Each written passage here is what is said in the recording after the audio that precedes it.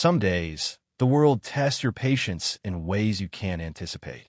This story isn't about a flight or a bag no. It's about how fast one person's prejudice can try to erase everything you've built, and how, sometimes, dignity is the only weapon you've got left. So picture this. I'm at the airport, sunrise still bleeding through the glass windows, everybody shuffling around with that glazed-over look sleep-deprived, stressed, clutching their coffees and boarding passes like life rafts. Me? I'm dressed sharp, dark blue suit, tie just right, overnight bag in hand, moving quietly through the TSA line like I've done 100 times before.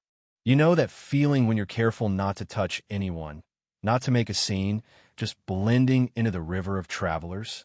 Yeah, that was me blending until I wasn't. A voice cuts through, too sharp for this early hour. Excuse me, your bag touched mine. Can you please step back?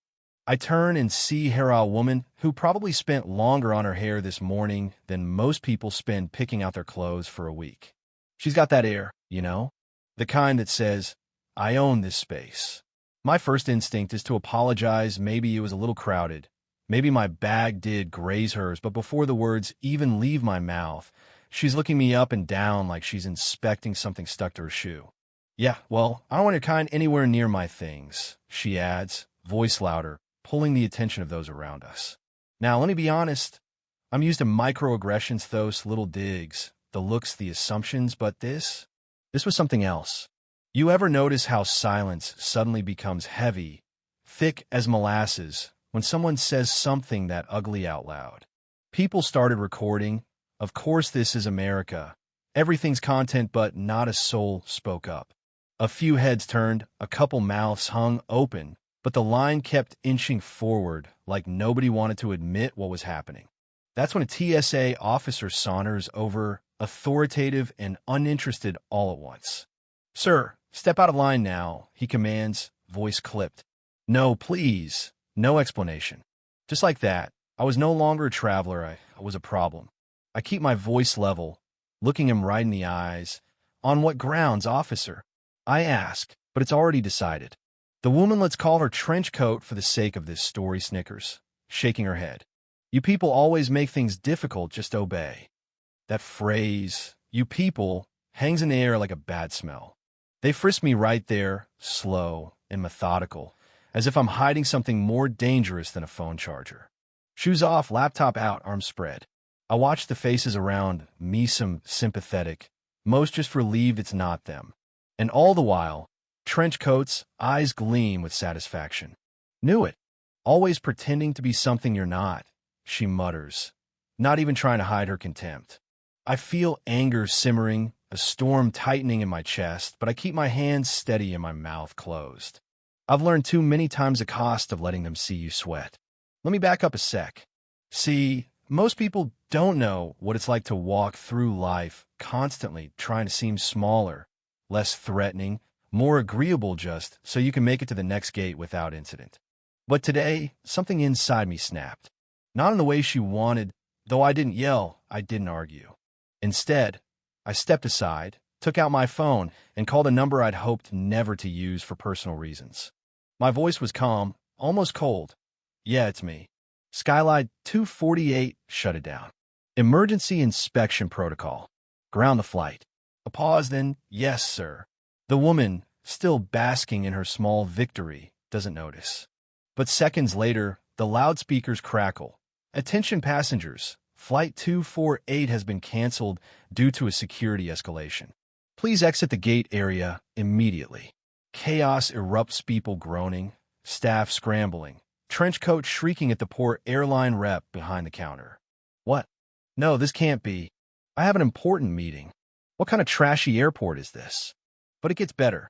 The gate's supervisor, a young man in a crisp uniform, approaches me with purpose, cuts right through the tension, and salutes. Not a subtle, private thing, either make sure everyone sees. Mr.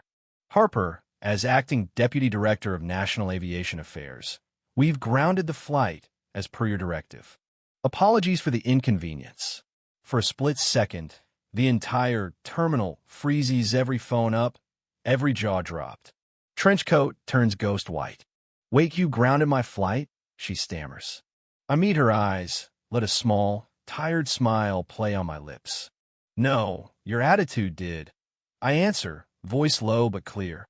For a moment, there's just the hum of the AC, the distant beep of a cleaning cart. Then security, professional and firm, escorts her away, her protest trailing behind her like exhaust. You know what's wild? The whole thing goes viral before I even reach the lounge. Bad Karen trends worldwide, clips, memes, think pieces about race and power and who really gets to own public spaces. Journalists come running, cameras flashing. Some want me to gloat, some want me to rage, but all I can muster is a quiet kind of disappointment. This wasn't about race until she made it that way, I tell them. Real power doesn't need a shout. It acts, quietly, and does what's necessary. In the weeks that follow, the airline issues public apologies, launches new diversity training, even starts a campaign you never know who you're talking to.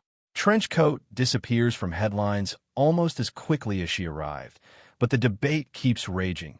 Was justice served? Did I use my position fairly? Should I have just let go? But here's the real twist. Days later, I get a letter, handwritten with shaky script. It's from the gate supervisor's mother. She thanks Minute for grounding a plane, but for giving her son the chance to stand up for something right in front of everyone. She says it gave her hope that her own family, immigrants like so many others here, might one day be seen, respected, not just tolerated. That letter, honestly, meant more to me than all the online noise put together. So let me ask you, what would you have done? Would you have swallowed your pride and let it slide just to keep the peace? Or would you have stood your ground, knowing full well the risks? Because here's the thing. Airports, trains, street corners everywhere. We're all just one ugly moment away from seeing what's really underneath the surface. Maybe that's why these stories matter. Maybe that's why I'm telling you mine. So, what do you think? Was it justice? Was it petty? Was it something else? Let's have it out in the comments, because honestly, I'm still searching for the answer myself. And if you've ever been in a moment like T-Sun, either side, maybe it's time we start talking, really talking, about what we owe each other in these little shared spaces we call life.